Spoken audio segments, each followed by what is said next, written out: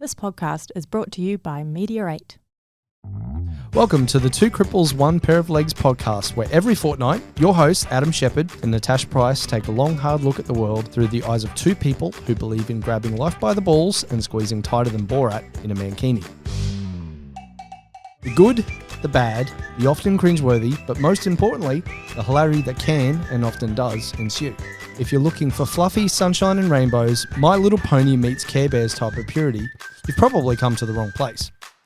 If you're after good conversation, warped humour, quick wit, a touch of sarcasm, two proud people with disabilities with the no holes barred, leave no stump unturned outlook on life, welcome home. Hey there. Hello, good afternoon. How are you?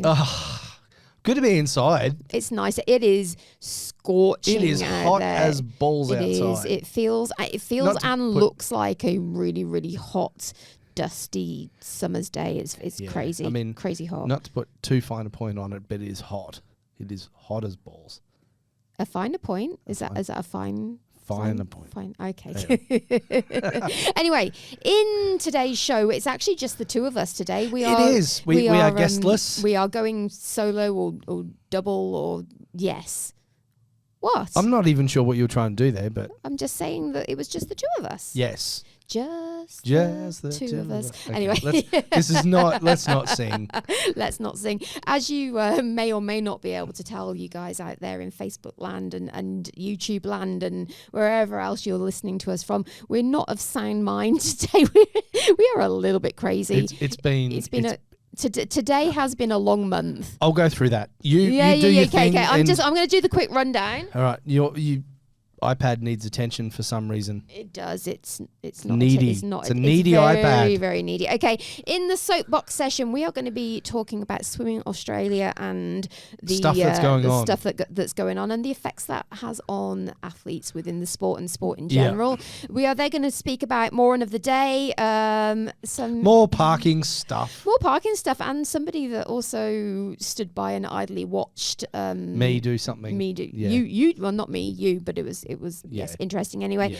Yeah. We're then going to talk about for social media takedown a really nice turnaround to usual, but I'll go into that a little bit later. We're going to do things. Is it a takedown? It's not a takedown. It's actually not a takedown. I know we're doing social media takedown, but actually talking about something positive from socials for once. It's a social media lift up. I know. I like it a lot. And then we're going to be doing kindness virus and speaking about an incredible event that has taken place recently. But I'm not going to go into it any more than that because so long as you listen to the end, you're going to get to find out more. So tune in, interact, say hey, drop us a message. If you've got any questions, use the chat. If you're on the live. If you're on the live Facebook now, we may not respond because we're on here. Yeah, we're kind of busy. However, if you're on the live YouTube, we will definitely get into it with you. And hey, definitely could end up in a bit of fun and games. Oh yeah, we might even talk about you.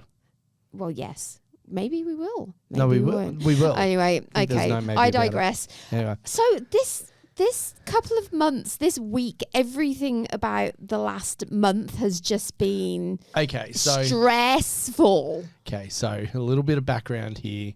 So those of you that may know, that follow me, whatever, know that I did without my car for 15 days. It was. It was 15 days of hell. I'm just saying, it was hell. It was, the first day I was like, you know what, this is going to be cool. I don't have to drive anywhere for the time they've got my car. I was told, so somebody ran up the back of me. That was the reason my car wasn't there. It was in the shop getting fixed. Yep. And I was told 5 to 7 days, 15 days I was without my car. And I thought, you know what, a couple of days without the car, I'll get public transport everywhere. I won't have to drive around. I'm going to save a boatload. I'm going to use Fletcher's term. My son has, for some reason, decided he likes the term a buttload. A buttload. He's like, I'll save a buttload on fuel. Well, I guess he's not using the term a shitload. No, he's not, which is probably a good thing more appropriate because he's 6, yeah. Save a buttload of money on fuel. This is going to be cool. And the problem is, can't get a fucking taxi, can't trains. Public transport is a nightmare. Yeah. I mean, it's hard enough as a non-disabled person, as an able-bodied person, to get around when you don't have a vehicle. But when you add into the mix a wheelchair, it makes it a million times harder. Add into the mix 2 wheelchairs and you just, excuse my French, not that I ever excuse it, you're just fucked. It's so hard. It is so hard. I've got, I've got friends that don't, because of their disability or whatever, don't drive and rely constantly on public transport. And I've always seen them posting about how hard it is to get taxis and, to get good taxi drivers and the issues they have. But my God. Yeah. I don't know how any person, any individual manages to work if they use public transport. I know. Or taxis or anything, because taxis are atrocious. They never turn up. If they show up, they're either late or just don't show up at all. Yeah, we spent 3.5-4 hours waiting for a taxi for it to just cancel out on us. It happened a few times in a row. It's not just like it was a one-off thing. And as wheelies, there's limited options for us. But anyway, we kind of spoke about this a lot in the last podcast. Thankfully, trains are pretty reliable. Mostly, apart from when they cancelled one on us and only come every sort of half hour or so. Yeah, every half hour. Which I actually thought was kind of cool, but every half hour. But yeah, it's probably not enough given the amount of people that use trains. And if you miss it by 3 seconds, which you tend to because bus services are terrible and never run on time, and you've got to take 6 buses to get from 4 kilometres up the road. You end up missing it, so that puts out the rest of the day. And obviously our days are so structured because we're trying to train. Because somebody needs them to be there. We're training and trying to run a business, and obviously with my diabetes it makes an added extra issue to it because I have to do everything depending on how my pump is set up to deal with my blood sugars, which that's a whole different story. Anyway, and it just makes life very, very hard when you don't have the same level of control. Anyway, so that in itself has been stressful, but then on top of it, I've been dealing with a head injury, which is you made out with another hurdle, as we spoke about last week. But and then where was I going with that? But yeah, so that's still ongoing. 2 weeks later, my brain still isn't functioning all that well. Yeah. And now on top of it, we also have my darling wife is away for a few days with family. So I've been solo dadding for a couple of days along with your help as well. Solo? I don't reckon you're soloing, are you? No, the difference is he listens to you and exactly. he ignores me most of the time. But he keeps calling me his queen. Oh my God. It's so freaking cute. Somebody should teach him. Yeah. What you saying? Thanks. Oh my God. But no, he just, like every 2 minutes he keeps coming up to me and going, "Love you, Tashi." I'm like, oh my God, this 6-year-old's learning quick. I know, yeah, and he's been a bit clingy with me lately, which has been nice because the cuddles and stuff get less and less as he gets older, and but anyway, so the stress of everything has been interesting. Trying to get child to school, make sure he's got everything he needs, and all that sort of thing. Make sure we'll go into which is fine. That's just part of parenting. But when you add in the added issues of 2 wheelchair users and one who's a pain in the ass with diabetes and everything else on top of it, it kind of. It does make for it does. And trying to run the business, it's interesting. I got to tell you about the whole tuck shop thing, and sorting that out. But I'll tell you about that later. Cause I think we should. I reckon we should get on to the first segment. Yeah, let's get into it. Oops! Like 2 cripples using a beach towel to skydive. This could go anywhere. Welcome to the soapbox session.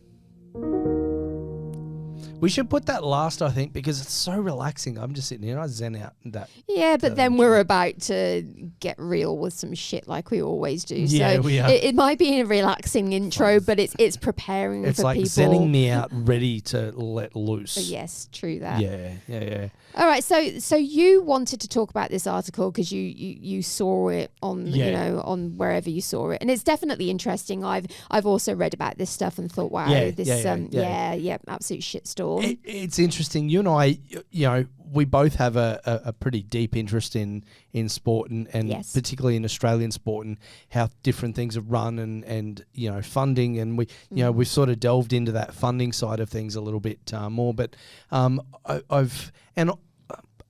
to be totally honest, this hasn't been something that's been on my radar until I saw this article the other day. But apparently, it's been a thing for the last couple of years. But Swimming Australia receives apparently about $10 million a year funding, Mm-hmm.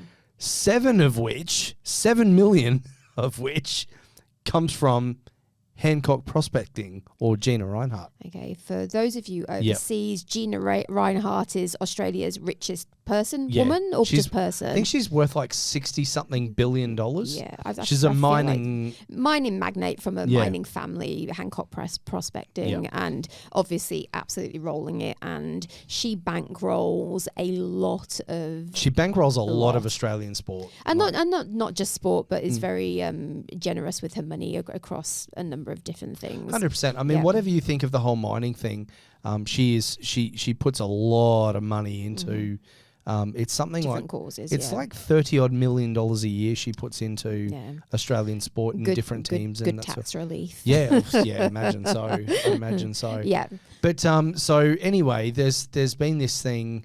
I was reading this article the other day. So Gina Reinhardt has been reportedly unhappy with the transparency of Swimming Australia and where her money's going and how it's being used. Yeah. So she's pulled her 7 million of the 10 million that Swimming Australia get. So leaving just $3 million in funding. $3 million. Yeah. Which is, for lack of better terms, put Swimming Australia in the shit in a big way. It does. So, yes, $3 million may sound like a lot of money, but swimming in Australia is probably one of our biggest sports. It's huge. Yeah. It is absolutely huge in this country. And if you think about us on a world stage, we bat far above our weight. We are a tiny little population of, what is it, like 28 million or something? Yeah, I think we're like 26 million. It's not that many. And compared to the Americans, our tiny island. Yeah, compared to the Americans that have got hundreds of millions of people, or 300 million or something like that, and who take out a lot of the times silvers compared to our gold medalist Aussie athletes. Look at Kylie. Is it Kylie McCune that just? I thought you were going to say Kylie Minogue. I'm like, pretty sure she's not a swimmer. I'm sure she might be. Hey, look, she probably is. All Aussies are at some point. I know that is a sweeping generalisation, but it's often very true. Hey, look, I'm sure she's got a fantastic freestyle, but Okay, what exactly are you talking about? Oh, where's the drum when I need that? But yeah, absolutely. So it all stems from, apparently it goes back quite a way, but the crux of it is that she's not been happy with the transparency of Gina Reinhardt's not been happy with the transparency of Swimming Australia and what they're spending the money on. Yeah. And so now she's turned to a specific athlete-funded model where she's, rather than funding Swimming Australia, she's funding specific athletes or individually. So it seems like a lot of the money that she was putting into Swimming Australia was actually just going to the running of it rather than to the athletes themselves, which is what she wanted, so that obviously the athletes can continue to pull off the incredible things that they already are. Because, so often in sport, and we see this in athletics as well, is that the athletes aren't actually getting any of the support or help required in order to progress and be able to represent their country on the world stage. People have this assumption, and I know when we had Rachel Condos Fields in from the Wattle Nest, we had this conversation, that there's just this thought out there that our elite athletes get paid millions in sponsorship money and grants and whatnot. And, I personally know, and you personally know, an athlete who slept in their car and couch surfed while representing our freaking country. And that is not an unusual story. There are, how many times do we have to choose between eating and funding our sport in 100%. Order? And this is something I've personally experienced as well, is not having the money to be able to buy sports-based equipment so that we can keep chasing these goals. whilst giving back in every way we possibly can, but also, and the the other side of that is, do I eat today, or do I try and find the money so that I can actually go ahead and do such and such? And it is very, very evident then when funding is removed, and even more so in sports like ours, where we just don't get anything to start with. It's but it's incredible. When somebody like Gina Reinhart is taking 70% of that body's funding, there's some questions to be asked. And apparently I was reading something, and I know I read it, the article said that Swimming Australia has gone through, I think, 3 CEOs. I think it was 4 CEOs since 2017. Since 2017. Yeah, there's something going on there. There's there. issues there. I'm sorry. So they're going into a meeting. They've got a crisis meeting on Friday. Excuse me. And they've got to sort some things out. Yeah, so it sounds like things are like, sadly, in many sports dealing with individual type events. Yeah. There's a lot of mismanagement, a lot of issues going on in the background, and the whole time, whilst the upper levels are arguing and having their infighting and having their problems and mismanaging things, it's the lower levels, the athletes, that are suffering, and it's a real crying shame. 100%. We talk a lot about in what we do. We talk a lot about in athletics particularly. Specifically, I can't speak. My God. Which one of us has the head injury? That'd be you. But this is just me being me.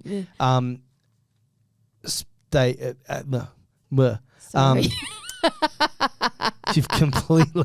See, this me. This is usually, your fault. I know this me usually doing that. Sorry, in athletics and specifically.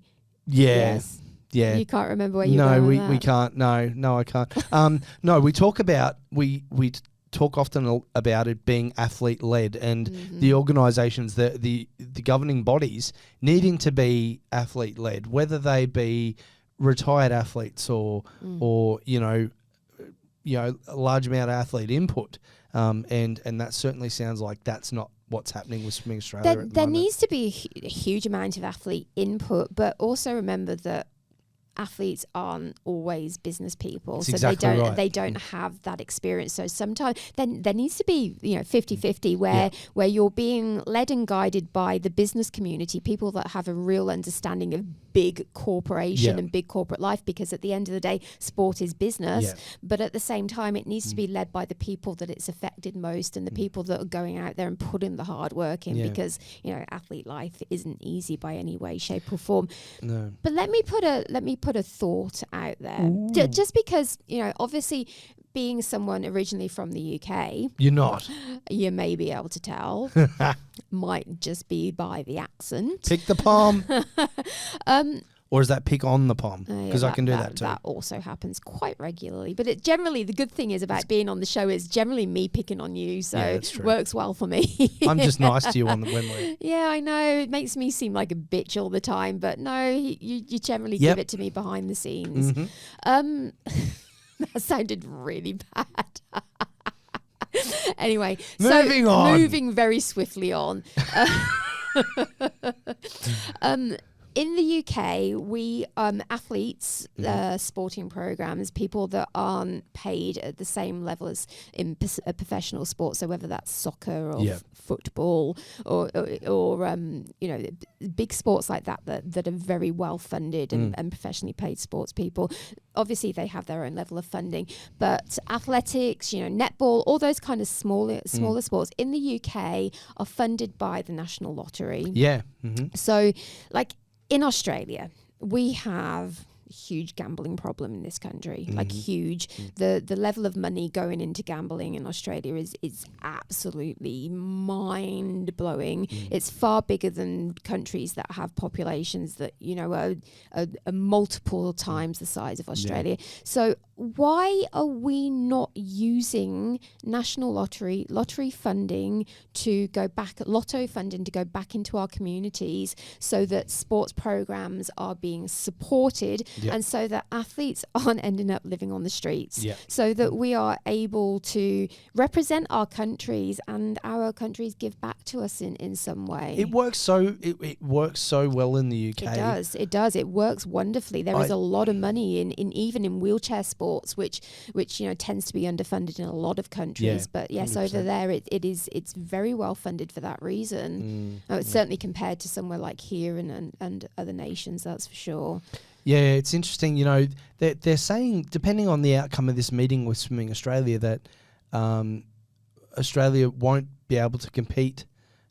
Yeah, that's interesting. Under the Australian flag. Yeah, so they may have to become, if this all goes to shit, they may have to compete under a neutral flag, much like Russia has been forced to do. Russia's doing. I know. I mean, that's we're not scary. I mean, they've been accused of. Well, it's been proven that they were Drug cheating. drug cheating. Yeah. I mean, this is all this is all higher up stuff. It's once again, it's the athlete suffering for shit going on in the background, and it's just not fair. No. It's just not fair, and there's so many situations, so often this happens. Anyway, I really hope they get it sorted, because it would be very, very disheartening as someone working in swimming and as an athlete in swimming to be watching all this going down and not really having any control over what happens. What are you looking at your phone for? I'm writing the times down for Ruby because I'm good like that, and that's what I do. So when we're finished this segment,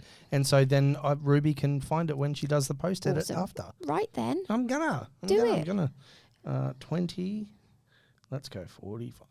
Okay, 2045. Excellent. Cool. All right. All right, not that one. Hang on, sorry. Press This the is button. really interesting. Sorry. Sorry, my phone was doing silly things. And Excuses. it's just the nut behind the wheel. It's It all good. always is. All right, cool.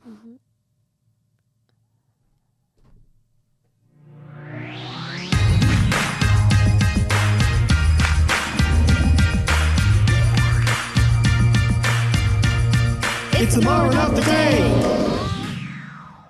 Talking of morons, I mean, What? kind of funny that you were like pissing around before that, right? I wasn't pissing around. I was Oh, doing. I love how you bite when I give you a hard time.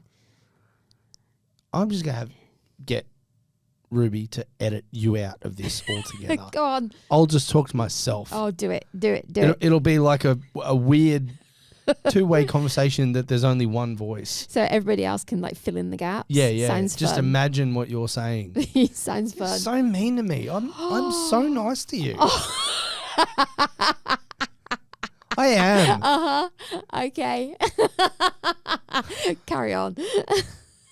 I let you hang out with my 6-year-old. Yeah, I know. Yeah, bloody corrupt that child.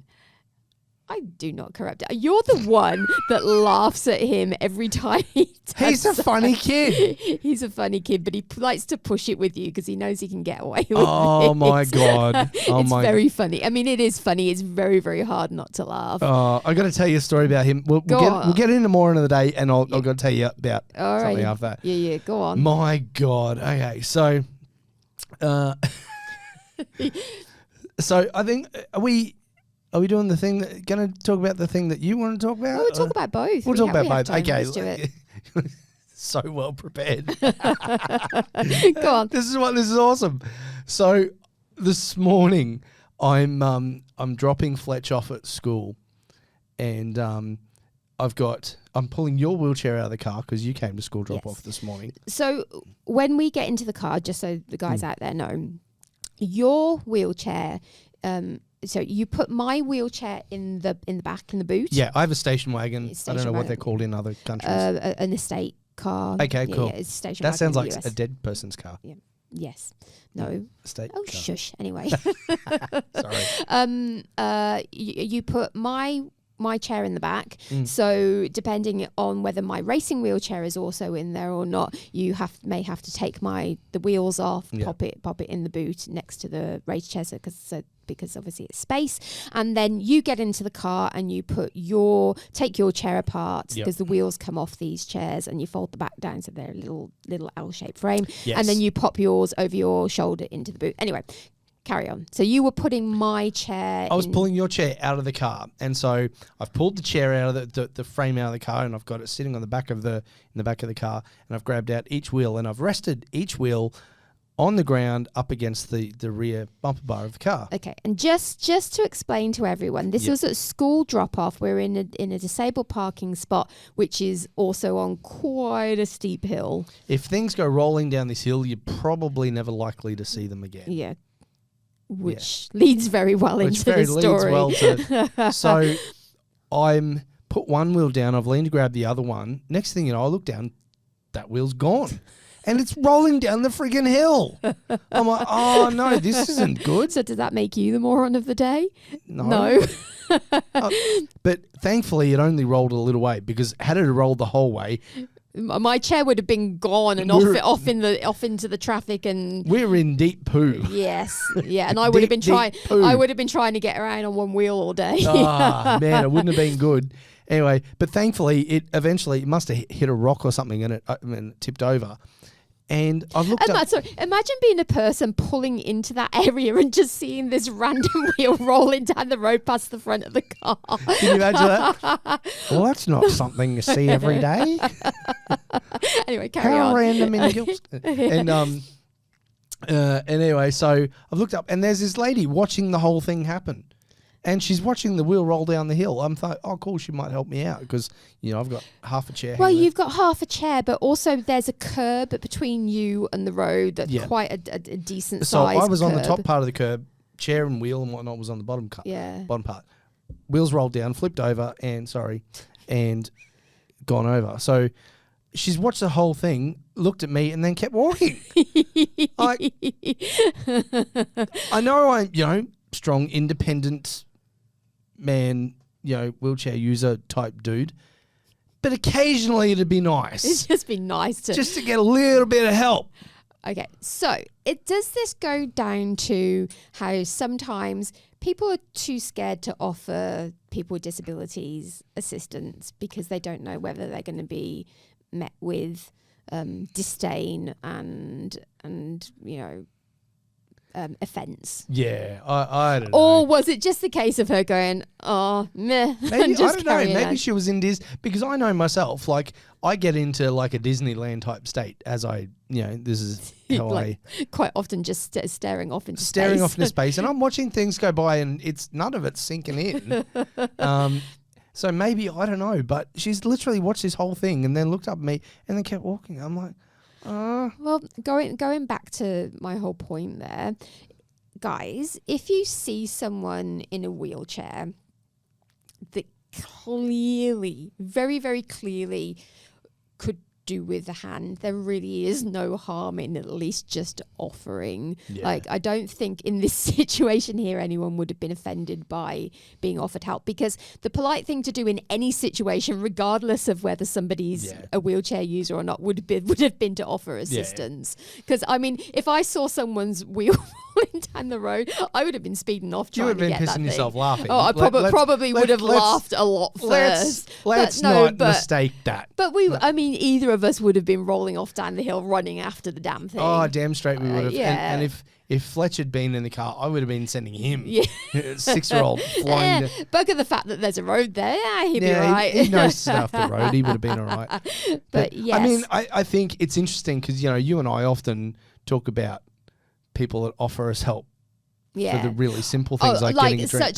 Such as when we were rolling through, we had my racing chair just Fletcher was pulling my race chair, which is very, very simple and extremely lightweight, and we were just rolling on beside him. It was his job and he was enjoying it. And he was. Yeah. And we very, very clearly did not need assistance. We were coping just fine, and somebody's come up to us and gone, oh my God, do you need help? Yeah, like, no, we don't need help. It's very clear at this point we do not need help. It's very clear that we are athletes pulling our chair along without any issue with a child who was very, very clearly enjoying what he was doing. And there was no difficulty. There was no air of difficulty whatsoever. That was just someone being a little bit, I'm not going to say ableist, but kind of edging on the side of, you know, your wheelchair users, you must be struggling kind of thing. But it happens a lot, you know, the whole you're getting a drink out the fridge and told you're inspiring because you got your own drink. Oh, good job, dude. Like, anyway, it happens a lot. And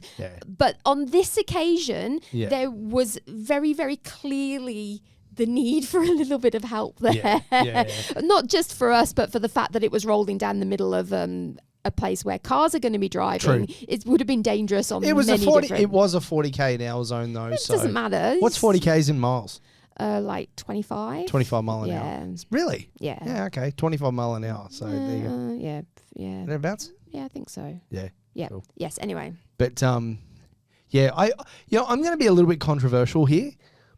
I am, because sometimes, like, we talk about, you know, people offering us help, like getting drinks and stuff like that. And then we say, oh, it would have been really nice if somebody had offered us help there. So I think we float a real fine line. Yeah, it can be confusing. But look, I just think if it's someone, it would take the wheelchair out of the equation altogether. In that situation, the human thing to do is to offer any person assistance that would have something rolling down the road out of their way that they clearly couldn't get to. It doesn't matter about the wheelchair. Take that out of the equation altogether. I think if someone very, very clearly needs help, and it's not just because they're doing a job that they do every single day and some kind of accident's about to be caused by what they're doing, there is no harm in asking if they need a quick hand. No. I think that's the difference. If you would ask an able-bodied person if they also needed help, go ahead and ask. That's how I approach that situation. Do you not think? Yeah, no, I agree. Absolutely. Anyway, cool. So we're kind of tentatively naming that person our moron of the day because, well, let's face it, it would have been nice just to maybe not moron like. But just like thoughtless. Yeah. Anyway. Thoughtless person of the day. Yeah. It's a thoughtless person of the day. Yeah, cool. But I want to quickly talk about this other situation we've had today because we've had this happen this morning, and I, however, do think this is moronic. Yes. And excuse me. So we went and had lunch before we did the show. So this is something that happened a half hour or so ago. I like lunch, if you couldn't tell by looking at me. we had a lovely lunch. Anyway, we've parked in a wheelchair spot, in a disabled spot, and next to us is a parent and child spot, and on the other side of that is like a zebra crossing leading into a shopping centre. So there is a lot of space on the other side of the parent and child spot. And somebody is parked in the parent and child spot next door to our wheelchair spot in which we were parked in. And they have, at the back end of their car, taken a beautiful amount of room. However, at the front of the car, they have decided to park diagonally. So they have left me like tiny amount of room to actually get into the vehicle. Did you colour in when you were little? Yes. Clearly this person didn't. No, because they could no not idea how to stay between the lines. But it happens so often. It does, It fucking does. Look, guys, if you are parked next door to an accessible parking bay and you're not a wheelchair user yourself, and you just make sure you park straight. Like, please just park straight, because you are preventing somebody from getting into their vehicle. I had to get myself onto the floor and then transfer off the floor into the car because there just wasn't enough room for me to fully open the door, and we had to have a guy behind. Yeah, a guy offered to help. Lovely bloke came along and helped hold my chair whilst I did that, because not just because it makes our life hard, but also because your car is going to end up getting damaged, and that ain't my fault. That's your fault for parking too damn close to a wheelchair spot. Going to end up with racing stripes. There was no reason whatsoever why that person had to park in that position. No. I understand sometimes why other wheelchair users may feel that they have to do that to give themselves space in certain areas, but we have no choice. But I do not understand, in a parent and child spot where there is ample space on the other side of the vehicle, why you would have to do that. No. Like, if you want more space at the back end of the car, just move the fucking car over so that you're straight and allowing a wheelchair user in the spot next to you to get in and out of their vehicle. Yes. So yes, you are my moron of the day. I think we'll end up posting a photo of this online because it's just like you're making people's lives really, really hard. And I'm just lucky that I'm strong enough to get in and out of my chair up and, you know, off the floor and whatever. But there are plenty of chair users that wouldn't have managed to do that. And that, you know, you are really making their lives extremely difficult just because you could not be fucked to park your car in a straight position. Yes. Anyway, so yes, you are my moron of the day. I know we've spoken about two things today, but That's okay. I had to get it off my mind. Do you feel better? Yes. That's what it's all about. Yeah, like it is not hard to park a car straight. I got to tell you about this. Okay. Fletch and I in the car this morning, and I'll be honest with you, I'm normally the afternoon guy. Okay, how have we? Okay, just out of interest, how have we jumped from what I just said to this? Oh, just thought you'd put it in there. Yeah, So- pretty much. Okay, all right. Okay. I had a perfect segue before, and then you changed it. So I when couldn't did use you my- have a sense? What earlier? When Oh, tell me what that segue was. You can't remember. It's talking about colours and stuff. Go on, carry on. It's parking and whatever. I don't know. I suck at segues. Yeah, you just stop and start and like, Both whoa, my mind is blown. I have no idea what's going on here. Both figuratively and literally, because I think I would suck on a segue too. Yes. Actual segue. Yes, you would. Yes, you would suck. Did I confuse it? You just said. Oh, don't worry. I get confused regularly by you. Carry on.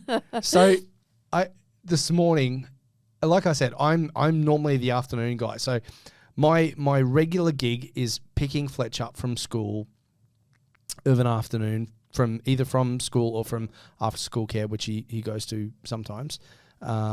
And then getting him home, getting him sorted out for the afternoon, getting tea on ready. That's normally my gig. I'm not normally the morning guy, but I'm the morning guy at the moment. I'm actually the morning and afternoon guy at the moment. Yes. So we decided today was going to be tuck shop day. Do that. Explain what tuck shop is. Okay, tuck shop is some people call it canteen. So it's where they buy their lunch from a little shop at the school. So his choice was a sausage roll. Health food it all up. Sausage roll and these things called snappies, which I now know are like frozen yogurt. Yes. Yeah. Sound really nice. Apparently they taste like shit. But, okay. Well, Who said that? The kids, the lady at the tuck shop said that. Oh, okay. That she doesn't think they taste all that great, but the kids love them. Love them. Go figure. Hey, it's frozen yogurt. It's better than a lot of other crap. Exactly. How long do you think? So as it turns out, my son has 3 breaks at school. Apparently, we found this out this morning. Maybe that's 2 legitimate breaks and one that he just takes for himself. I don't know. Nothing had surprised me. But how long do you think it took me to figure out which of the 3 breaks he wanted his tuck shop at today? Hey, I was with you, so I know how long it took. How long did it take me? Like half an hour. Fletcher and I are so similar. Oh my God, you're so similar. We are so similar. Like he is basically you in miniature form. And I love that about him. I mean, that he's got. Of course you do. It's you. he's got some traits about him that he got from me that I probably would prefer he didn't have. Yes. So because when we butt heads, man, it's on. Yeah. Doesn't happen often, but But oh my God, but you would think for somebody for a miniature version of me, who we're so much alike. It's crazy. You would think we could communicate better than what we do. No, honest to God, like for somebody that was sitting in the car listening to this conversation, I was just grinning because it was just so hard. Like I jumped in at the end to try and hey Fletch, what break do you want your tuck shop at? Second break, cool, done. Yeah, no, done. No, he was not. Every time you said something, he was like, no, like as if to say, Dad, you're a dickhead. Yeah. You two you weren't. So you were calling it something different to what he calls it. Yeah. And he was getting confused by what you were saying, but he wasn't actually explaining that wasn't what it's called. He was being a little difficult. So now I understand that he can get tuck shop in one of those C breaks, and that one of those breaks only. Yes. Which is the main lunch break. Yes. I didn't realise that at the time, and that's why I was trying to, because, I was trying not to cock this up. I was trying to be a good dad. Because you wanted to make sure he didn't go hungry at school. Exactly. And you were wondering if he wanted to eat during the second break as well. I mean, if you've seen this kid, he needs a donut. Trust me. he needs a donut. He's not a big food fan, is he? No, I mean, no. Well, some foods he is. Some foods, all the wrong ones. Yes. But yes, he just doesn't eat a huge amount, does he? No, he doesn't. And God knows how, because my God, he's got some energy to burn. Oh, he does. Anyway, so we finally got it sorted. We got his tuck shop in, and man, I hope he enjoyed that sausage roll and that. He didn't get sausage roll in the end, did he? No, he did. They didn't make. Oh no, they didn't. No, they didn't. They we got. After all that, we got there, and they don't, because it's the winter menu. They don't do it anymore. It's changed to the summer menu. And I thought he was a bit disappointed with the new summer options. He's like me. When you think you're getting something, there's no. It's happening whether you like it or not. Yeah, no, he wasn't happy. What did he end up getting? Pepperoni pizza. I got a pepperoni pizza. Yeah. Go figure. Pepperoni pizza and this snappy thing. But anyway, it's definitely interesting listening to you two this morning. Oh my God. See, because I often do school pickup with you, but that's the first time I've done school drop off. Yeah. How much? Oh, sorry. Sorry, you go. I was just going to say, how lovely was that other boy this morning? There was another little boy who was in year 3. So a couple of years above Fletch. Yeah, and just randomly came over and started speaking to us, and then asked Fletch to go to the computer lab with him this afternoon. Yeah, that was really cool. Which I just thought was adorable. Yeah. I'm super proud of Fletch. I love the fact that he makes friends and I get that it's not like that for all kids. I really, really do. Yeah, he does make friends easily. But as a dad, it makes me feel so good that he, just relates to so many different kids and has so many groups of friends. Like, just even dropping on the drop off, just kids the whole time going, "Hey Fletch, hey Fletch, hey Fletch." Yeah. But that's you. That is also you. You are friends with everyone. Try going anywhere with this person is allow 3 extra hours. Yeah, because you don't just sit there and say, "Hey, how you going?" and then carry on your way. No, you sit there and you ask them their entire life story, even if you'd only seen them last week. It would be rude not to have a conversation. Not when you're trying to do shit in the. You just let me be the public relations in this. But there's no public relations going on. It's purely just social catch-up, dude. It's public relations. It's what it is. I know. You're good. I enjoy your ability to communicate. It's except with your son. I'm sitting there. As I think about it now, like, I'm just mind blown at how bloody difficult that was. Anyway. That was fun. You digress. Anyway, carry on. Let's move on. Let's move on. Social media. This is a little bit of an unusual one for us, because every single week we do a bit of a rant about the things we see on social and the issues we have with social media. This week we're going to do a little bit of a 180. I was about to say 360. No, it's not a 360 because we'd end up back in the same place. It would be. But a bit of a 180 and talk about something positive in social media. It's a social media uplift. Yeah, I like it. Fancy doing something a bit positive for once.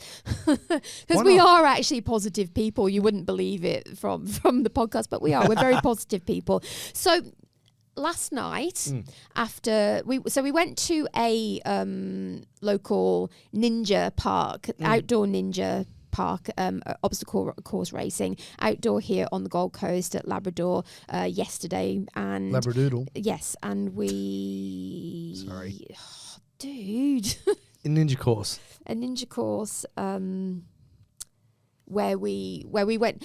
went and attempted the course. We did the circuit. Yes. Yes. And pretty much I did every single exercise apart from the above head ones, which there was just no way of reaching. And I've made a video of it, which I have posted this morning on socials. So anybody out there who wants to know what we're talking about, please go and watch now. Yes. But anyway, on that post on Instagram, I've received this really, really lovely message this morning of someone. And it's, to me, is probably one of the entire reasons that we do what we do. 100%. So let me read the Do it. message even. This is amazing and so inspiring. Thank you so much for sharing it. I'm 3 years post-injury and struggle with not being able to be as active as I used to be. Watching this video has blown my mind and opened up so many possibilities. Thank you, thank you, thank you. And that makes me really emotional. No, it does. Yeah. Because... Oh, shit, sorry. It reminds you of a... Well, look, after I became sick, I spent 10 years, almost 10 years completely bedbound, and really I was getting up for doctor's appointment, not really having any opportunity to get up otherwise, in a lot of pain and suffering and not really doing anything with my life. And had I have seen the kind of stuff that we put out there and realized that life didn't have to be like that, I think things would have progressed a lot quicker than they had. So messages like this are the entire reason that you and I post what we do. Absolutely. It's the same, and it is the same for me. Yeah. Absolutely. I don't get them as much as you do, but I do get them. And, and it's, we're giving visibility to disability and showing people with disabilities that with the correct supports and the correct things in place, and obviously an understanding of what opportunities are out there, so much can be achieved. Now,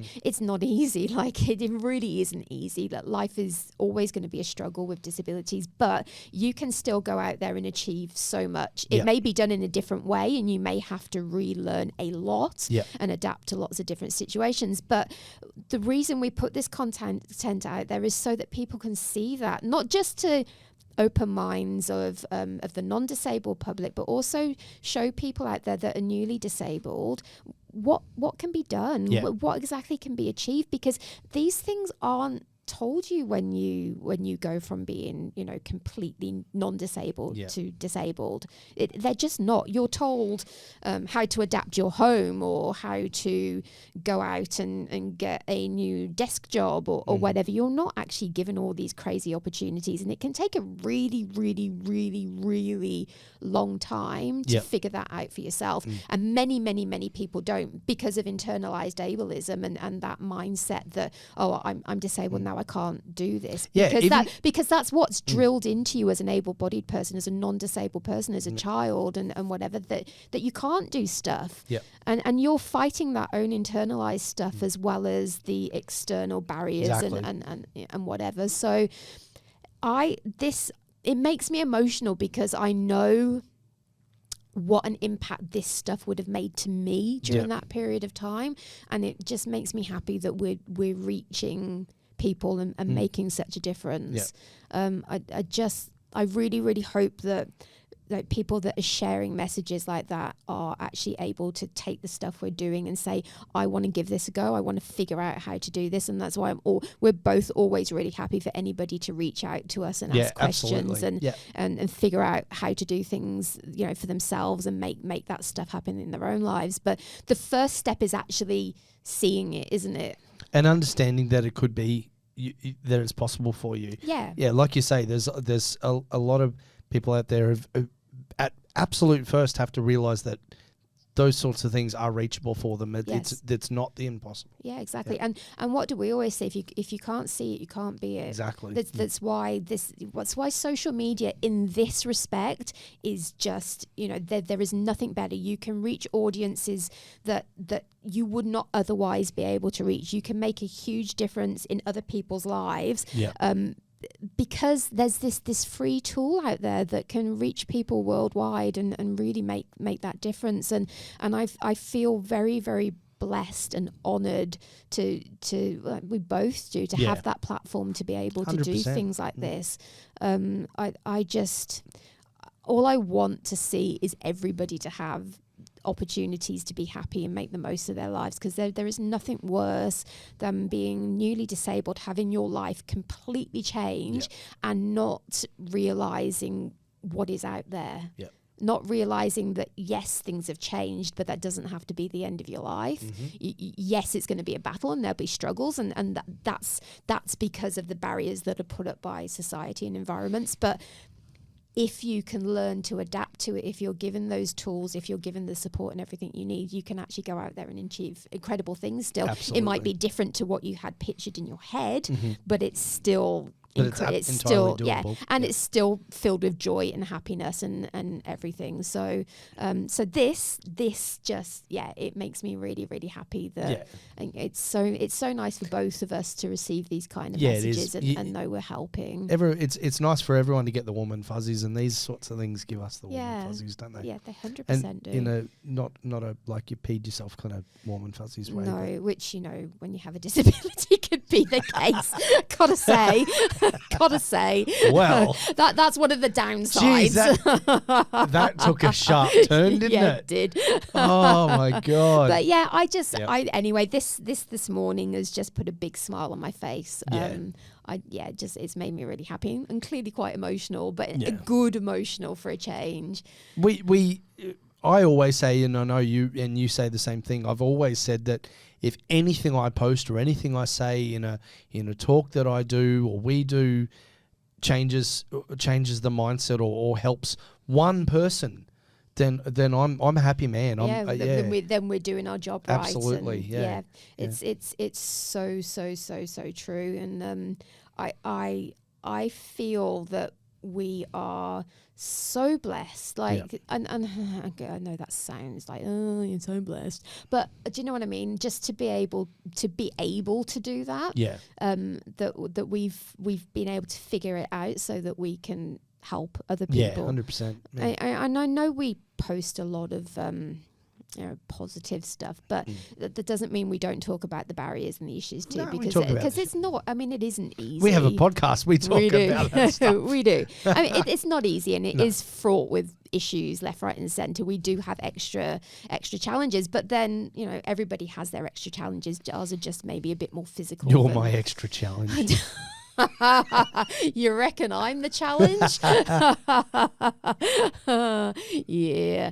Anywho, moving right along. Moving on. Let's not get into a spat on the podcast. Hey, no, I'm joking.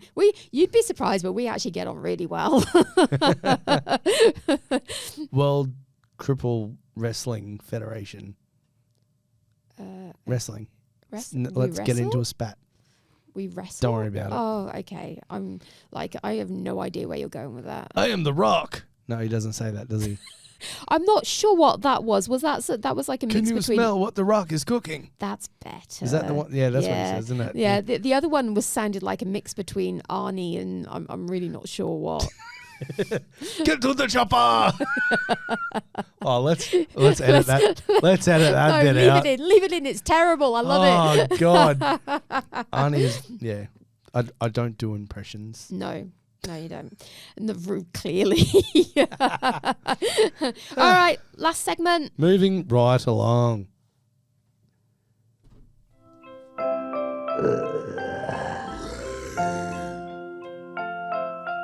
The kindness virus. Oh, sorry. Anyway, I'm going to start talking about this because you're sat there playing with your phone again. I know you're writing times down again. So, kindness virus, we're going to have a real quick conversation about an incredible event which happened a few weeks ago. Yes. Up in Brisbane. And I think we briefly touched on it last week, but we did. But I'm going to quickly run through it. So there's an event which is now going to be a yearly event called Unsung Heroes, and it is in aid of the Carers Foundation, which is a charitable organisation, amazing organisation based here in Queensland, that is currently trying to build a respite facility for carers, specifically for carers, so they can get away and get a break from caring duties. Now, most carers are family based. Mm-hmm. They it's a full-time job being a carer. 100%. Trying to care for someone with an illness or a life-threatening disease or a disability can be really, really tough work. It's hard. Like we carers take on those jobs because they love and care about that person, but it doesn't mean they don't need a break, because they're often trying to hold down a job as well as do the caring. There's often children, very, very young children, caring for parents, or elderly parents caring for younger. I heard stats like as young as 10. Yeah, like I've heard Like younger than that. younger than it's that. It's just insane. it is insane, and that is a lot of pressure. They deserve a break. Yeah, So anyway, the Carers Foundation is raising money to build a respite facility so that people can get a break from the daily struggle, and for the people that they love and care about. Yep. And once a year, they are going to put on an event called Unsung Heroes, which is the first one happened a couple of weeks ago. A few weeks ago. Yeah, up in Brisbane.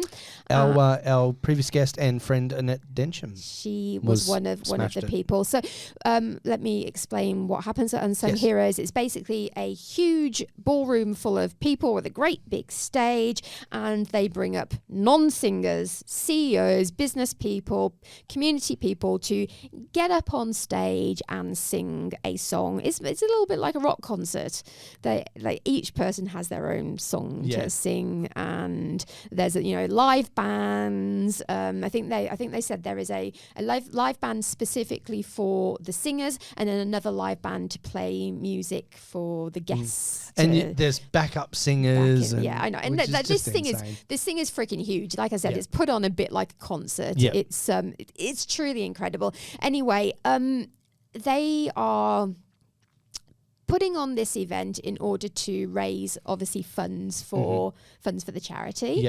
And I think I heard there was something like $350,000 that was made at this event to try and fund. How awesome is that? Fund this facility. Yeah. So what we want to do right now is, number one, say wonderful, great work from each of the unsung heroes, the people that have been brave enough to put their hands up and get up on stage. Each of them had to raise money in order to take part. I know Annette made in excess of 20,000. Did you really?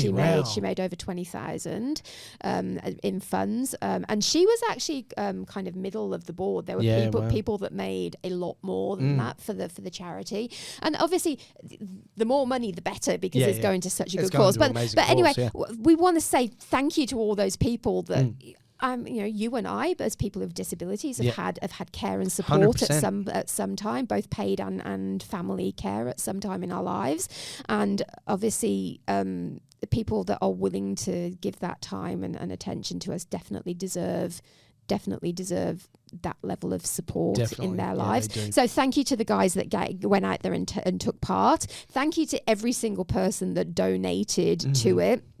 And an awesome work to Ronnie Bembo, who owns whose brainchild was the Carers Foundation and this Unsung Heroes event, and well done to her for all of the tireless hard work that she is putting in to really make a difference. Amazing effort. She's just received the OAM. So it's Ronnie Bembo, OAM. OAM, Order of Australia Incredibly medal. deserving. So it's on the birth, was it on the King's birthday honours list or something? Anyway, it was incredible. She deserves a lot of praise for all of her hard work and for this organisation. But it's really incredible to see so many people out there that really understand the importance of this and clearly wanting to give their hard-earned money and really, really make a difference. And so much so that you and I have just signed up to be Unsung Heroes next year, haven't we? I hate you. You hate me, Dave. Okay, so I don't. I'm thrilled to be part of it. I signed us up for this. Yeah, you did. Yeah, like I'm not, we saw Ronnie and Annette at an event last week, Yeah. and they were talking about it, and I was like, oh yeah, we'll do it, because I like to do that and throw shit on us that we don't really have enough time you like for. to throw but shit? No, no, okay. that's just weird. That That'd is be a bit- smelly. But would be. but yes, I was like, oh, you know what? Hell with it. So it is a cause that we both really support, and we Absolutely. have personal experience Yeah. in. You know, when you're supporting this cause, you are not only supporting the carers, but you're supporting the people with health concerns and disabilities as well, because you're giving their carers a chance to get a break away from things, which everybody needs a break. So it means they come back refreshed and feeling better and able to work better for the people that are in those situations. But yeah, I just felt like, do you know what? This is just something we have to do. Now, I agree. It's I think for all that those carers, like you say, all those carers do, and everything that all the hard work that they put in, and the organisation themselves, this is absolutely, me giving my 2 or 3 minutes of some poor person having to listen to me sing. But why do you say that? Like, you are, honest to God, you're going to rock this. You have the best voice. You have such a good voice. Good voice. I don't know why you're so nervous. I might do the 9-minute version of Bohemian Rhapsody. Or something like that. Like, if we're going to do this, you're going to suffer through 9 minutes. I don't know. So we're going to actually do a duet, aren't we? I think we talked about this. Yeah. So, I mean, we could end up doing like Fresh Prince of Bel-Air or Gangster's Paradise. Like, you should be worried if you're me. I do not have a good voice. I do not. I'm not concerned at all. Maybe we could do like a Weird Al Yankovic parody type style. I'd hate to see what we came up with. Amish Paradise. Because we could do my diabetes, stop, calibrate and listen. Yeah, absolutely. Fletcher knows about this, and he keeps asking when it's going to happen. Yeah, we'll put that up online when we actually get around to it. Anyway, so we just wanted to say thank you to everyone involved in this, and good job, and amazing work by everyone, and just the kindness shown by people in Australia in general, because Aussies are very, very, very kind when it comes, and generous when it comes to money and support. 100%. And organisations like this don't get the input and the awareness and the big bucks. Mm-hmm. So it's really, really good when you see people put hands in their pockets to help projects like this become reality, I guess. So anyway, good job, everyone. You guys rock. And kind of wish us luck for next time, because I am bricking it, and I know I was the one that signed us up, but it doesn't mean I'm not scared shitless too. You have no right to be. You signed us up. You dobbed us in. Yeah, but that's what I do. I see something scary and I go, yeah, why not? And then think about it afterwards and go, oh shit, I've got myself into it. I'm going to have to make myself do it now. But anyway. No, but it's going to be awesome. I'm super excited. It's for a good cause, and I think our discomfort is worth it to 100%. see this thing become a reality. I've got a year to get used to the idea. So. I don't know. I'm better off if I have no time to get used to it. So anyway. All right. Well, I think we've actually managed to speak for, just over an hour. Is it just over we've an done hour? an hour and 3 minutes. There's probably a bit of editing going to go on there. We've done well. We've done well. Cool. So, anyway. Thanks for watching. Thanks for listening. Absolutely. If you next week's show, we've got Aaron Norton of Little Athletics. Yes. So we're going to have a bit of a chat with him about Little A's and some of the cool stuff he does. Yeah. He's a top guy, and he's got my sense of humour too, or he gets my sense of humour. Oh God, I don't know if this is going to be a good show or Watch not. Watch out. We're going to have some fun. Yes. We're going to have some fun. So if people want to follow us, how do they do that? I didn't know what the hell I was going on there. So you can find us on Instagram on 2crips.1pairoflegs. You can find us on Facebook on the 2 Cripples 1 Pair of Legs podcast, and you can find us on YouTube on I think it is Invincible Official, and just go to the 2 Crips 1 Pair of Legs podcast playlist. It's where we do our YouTube lives. Absolutely. And you can also find us on the Podfire website. Media 8 as well. Media 8? Yeah, but it's the Podfire website. Yeah. Just go to podfire.com.au, I think it is. I think something like that. Yeah. Cool. So just search. You'll find us. Anyway, and we are on all of your favourite podcast platforms. Excellent. We will catch you next time. Have a wonderful week. We will see you soon. Peace. Oh my God. Well, that's a wrap for this week's episode of Two Cripples, One Pair of Legs.